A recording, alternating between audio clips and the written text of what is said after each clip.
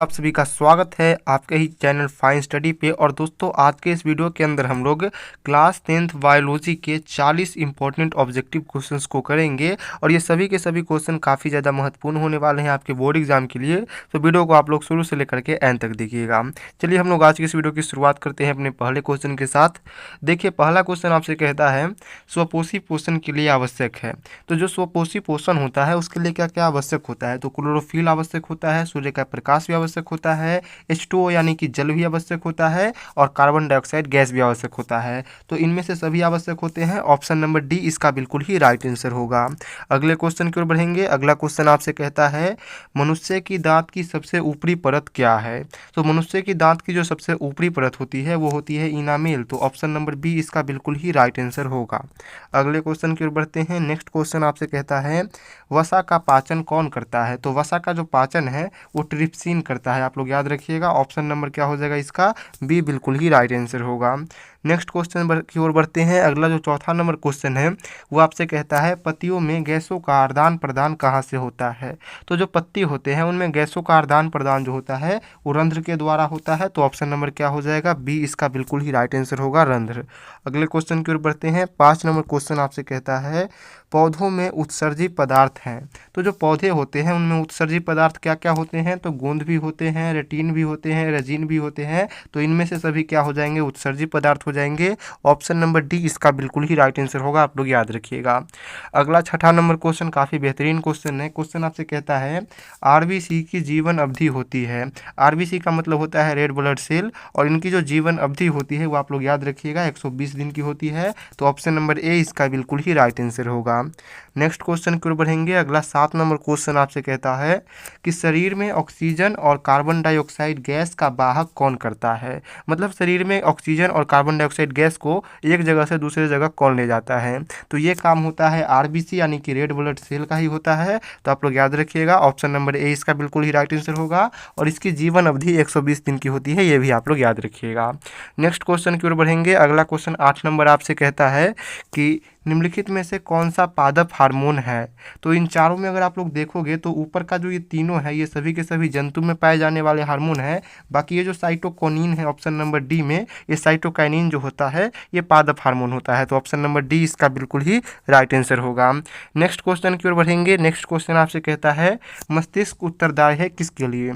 तो मस्तिष्क सोचने के लिए उत्तरदायी है, हृदय संपादन के लिए उत्तरदायी है, शरीर का संतुलन बनाने के लिए उत्तरदायी है। तो इनमें से राइट ऑप्शन नंबर डी हो जाएगा। इनमें से सभी के लिए जो है वो मस्तिष्क उत्तरदायी है। तो ऑप्शन नंबर डी इसका बिल्कुल ही राइट आंसर होगा। अगले क्वेश्चन की ओर बढ़ेंगे। अगला क्वेश्चन आपसे कहता है कि आयोडीन की कमी से कौन सा रोग होता है? तो देखिए, आयोडीन की कमी से जो होने वाला रोग है उसको हम लोग घेघा कहते हैं। इसमें गर्दन जो होता है वो थोड़ा सा फूल जाता है और नीचे की ओर झुक जाता है। तो उसको हम लोग क्या कहते हैं? घेघा रोग कहते हैं। और ये आयोडीन की कमी के कारण होता है। ऑप्शन नंबर ए घेघा बिल्कुल ही राइट आंसर होगा। अगले क्वेश्चन की ओर बढ़ेंगे। अगला जो 11 नंबर क्वेश्चन है आपसे कहता है मस्तिष्क का कौन सा भाग शरीर की स्थिति एवं संतुलन का अनुरक्षण करता है? तो देखिए, हमारे जो मस्तिष्क यानी कि दिमाग होता है उसके 3 भाग होते हैं। एक होता है अग्र मस्तिष्क, एक होता है मध्य मस्तिष्क, और एक होता है पश्चिम मस्तिष्क जिसको हम लोग अनुमस्तिष्क भी कहते हैं। तो इनमें से जो पीछे वाला दिमाग होता है यानी कि अनुमस्तिष्क, ये क्या करता है? शरीर की स्थिति और संतुलन को बनाए रखता है। तो इसको क्या हो जाएगा आंसर? ऑप्शन नंबर सी बिल्कुल ही राइट आंसर होगा, अनुमस्तिष्क। अगले क्वेश्चन की ओर बढ़ेंगे। अगला क्वेश्चन आपसे कहता है मनुष्य की मुख गुहा में कितनी जोड़ी लाल ग्रंथियां पाई जाती है? तो मनुष्य की जो मुख गुहा होती है उसमें पाई जाती है 3 जोड़ी लाल ग्रंथि। आप लोग याद रखिएगा। ऑप्शन नंबर बी इसका बिल्कुल ही राइट आंसर होगा। नेक्स्ट क्वेश्चन 13 नंबर की ओर बढ़ेंगे। 13 नंबर क्वेश्चन कहता है इंसुलिन की कमी से होने कौन सा रोग होता है? तो देखिए, अगर आपके शरीर में इंसुलिन की कमी हो जाएगी तो उससे आपके शरीर में कौन सा रोग हो जाएगा? तो मधुमेह हो जाएगा। आप लोग याद रखिएगा। ऑप्शन नंबर डी इसका बिल्कुल ही राइट आंसर होगा, मधुमेह। नेक्स्ट क्वेश्चन की ओर बढ़ते हैं। नेक्स्ट क्वेश्चन आपसे कहता है कूटपाद किस में पाया जाता है? तो देखिए, अमीबा नाम का एक सूक्ष्म जीव होता है और उसी में कूटपाद पाया जाता है। इसी के साथ साथ आप लोग ये भी याद रखिएगा कि ये जो अमीबा होता है ये अपने भोजन को कूटपाद के द्वारा ही पकड़ता है। तो ऑप्शन नंबर क्या हो जाएगा इसका? सी बिल्कुल ही राइट आंसर होगा। नेक्स्ट क्वेश्चन की ओर बढ़ते हैं। नेक्स्ट क्वेश्चन आपसे कहता है किसे रासायनिक दूत कहा जाता है? तो जो शरीर में हार्मोन होते हैं उन सभी हार्मोन को क्या कहा जाता है? रासायनिक दूत कहा जाता है। तो ये भी आप लोग याद रखिएगा। 15 का ऑप्शन नंबर सी बिल्कुल ही राइट आंसर होगा। नेक्स्ट क्वेश्चन 16 नंबर आपसे कहता है कि इनमें से किस संरचना के कारण मुखगुहा से भोजन श्वास नली में नहीं जा पाता है। तो देखिए, जब हम लोग भोजन करते हैं तो हमारे जो गला है उसमें एक छोटी सी संरचना पाई जाती है जिसको हम लोग एपिग्लोटिस कहते हैं, और जब भी हम भोजन करते हैं तो ये संरचना श्वास नली को बंद कर देता है, जिस कारण जो भोजन होता है वो श्वास नली में नहीं जाता है और हमारे आहार नाल में जा पाता है। तो ऑप्शन नंबर बी यानी कि एपिग्लोटिस जो होगा इसका बिल्कुल ही राइट आंसर होगा। अगले क्वेश्चन की ओर बढ़ेंगे। अगला क्वेश्चन आपसे कहता है डेंगू उत्पन्न करने वाले मच्छर किस तरह के जल में पाए जाते हैं। तो जितने भी मच्छर जो डेंगू उत्पन्न करते हैं वो साफ जल में पाए जाते हैं। इसी के साथ एक और क्वेश्चन आप लोग याद रखिएगा कि मलेरिया उत्पन्न करने वाले जो मच्छर होते हैं वो गंदे जल में पाए जाते हैं। तो दो क्वेश्चन आप लोग याद रखिएगा कि डेंगू उत्पन्न करने वाले मच्छर साफ जल में और मलेरिया उत्पन्न करने वाले मच्छर गंदे जल में पाए जाते हैं। अगले क्वेश्चन की ओर बढ़ेंगे। अगला क्वेश्चन आपसे कहता है मानव मस्तिष्क का औसत भार क्या है। तो मानव का जो दिमाग यानी कि मस्तिष्क होता है उसका औसत जो भार होता है वो 1.4 kg होता है। ऑप्शन नंबर सी इसका बिल्कुल ही राइट आंसर होगा।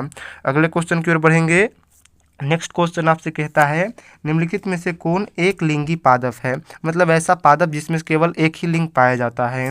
तो गुड़हल जो होता है वो द्विलिंगी होता है, सरसों भी द्विलिंगी होता है, मटर भी द्विलिंगी होता है। बाकी ये जो पपीता होता है ये एक लिंगी पादप होता है। तो ऑप्शन नंबर सी इसका बिल्कुल ही राइट आंसर होगा।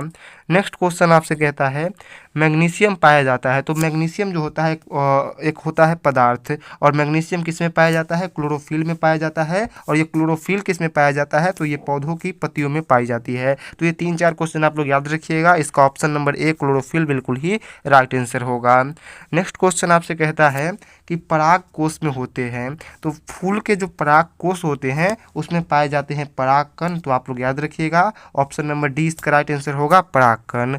नेक्स्ट क्वेश्चन की ओर बढ़ते हैं। नेक्स्ट क्वेश्चन आपसे कहता है कि फूलों में नर प्रजनन अंग कौन सा होता है। तो जितने भी फूल होते हैं उसमें नर प्रजनन अंग को हम लोग पुंकेसर कहते हैं। तो ऑप्शन नंबर ए इसका बिल्कुल ही राइट आंसर होगा। बाकी ये तीनों जो है ये तीनों स्त्री है, आप लोग स्त्री जनन अंग है, आप लोग याद रखिएगा। नेक्स्ट क्वेश्चन की ओर बढ़ते हैं। नेक्स्ट क्वेश्चन आपसे कहता है मानव मादा में अंडाणु निषेचन होता है। तो मानव मादा जो होती है उनमें अंडाणु का निषेचन कहाँ पे होता है, फिलोपियन नलिका में होता है, आप लोग याद रखिएगा। ऑप्शन नंबर डी इसका बिल्कुल ही राइट आंसर होगा। नेक्स्ट क्वेश्चन जो है 24 नंबर वो आपसे ये कहता है कि फूल का कौन सा भाग फल में बदलता है।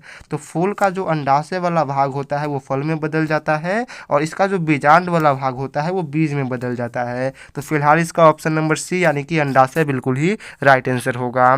नेक्स्ट क्वेश्चन 25 नंबर आपसे कहता है पौधों में जनन अंग कहाँ पाए जाते हैं। तो जितने भी पौधे होते हैं उनमें जनन अंग कहाँ पे पाए जाते हैं, उनके पुष्प यानी कि फूल में पाए जाते हैं। ऑप्शन नंबर सी इसका बिल्कुल ही राइट आंसर होगा।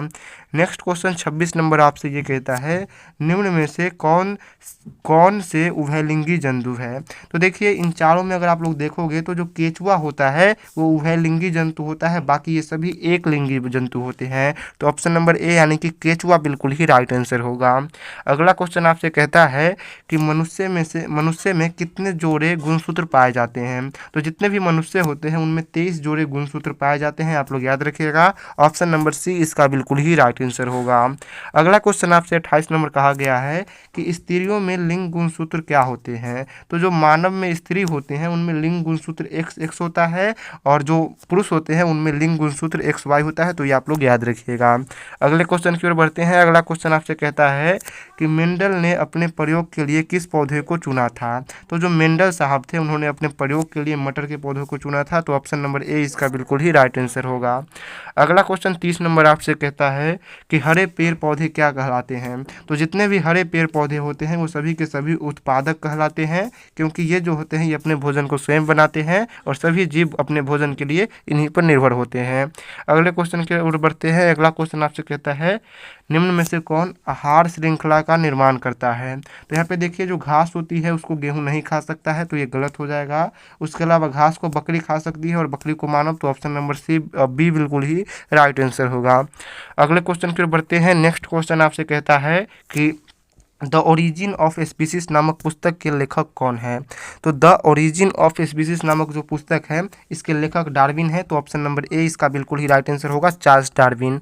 नेक्स्ट क्वेश्चन की ओर बढ़ते हैं। नेक्स्ट क्वेश्चन कहता है प्रकाश संश्लेषण क्रिया में ऑक्सीजन कहाँ से बाहर निकलता है? तो प्रकाश संश्लेषण की जो प्रक्रिया होती है उसमें जो ऑक्सीजन निकलता है वो कहाँ से बाहर निकलता है? जल से बाहर निकलता है। ऑप्शन नंबर ए इसका बिल्कुल ही राइट आंसर होगा। नेक्स्ट क्वेश्चन आपसे कहता है आनुवंशिकी के पिता किसे कहा जाता है? तो आनुवंशिकी के जो पिता है वो जॉर्ज मेंडल को कहा जाता है। तो ऑप्शन नंबर ए इसका बिल्कुल ही राइट आंसर होगा।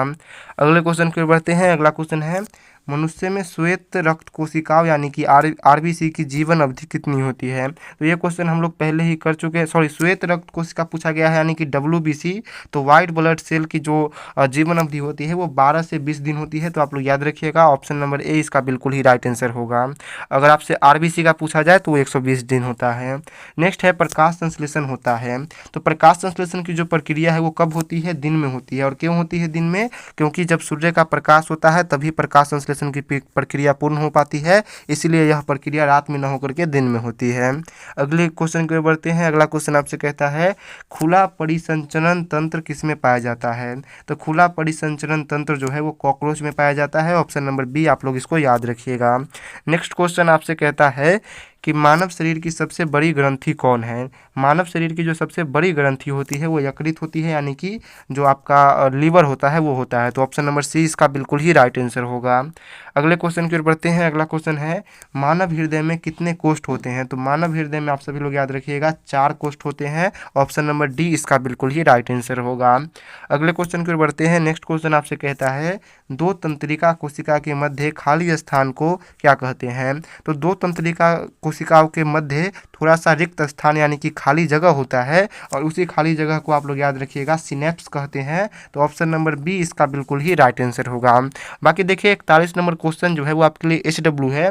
क्वेश्चन ये है कि तिलचट्टा का श्वसन अंग क्या है? तो इन चारों में से आपको बताना है कि तिलचट्टा का श्वसन अंग क्या है, और ये क्वेश्चन जो है SW है, यानी कि इसका आंसर आपको कमेंट बॉक्स में देना है। तो फिलहाल के लिए इतना ही। आज के इस वीडियो को हम लोग यहीं पे समाप्त करते हैं। अगर आपको वीडियो पसंद आया होगा तो इसे आप लोग लाइक कीजिएगा, इसे शेयर भी कीजिएगा, सब्सक्राइब भी कीजिएगा। मिलते हैं अगले वीडियो में, तब तक के लिए बाय बाय।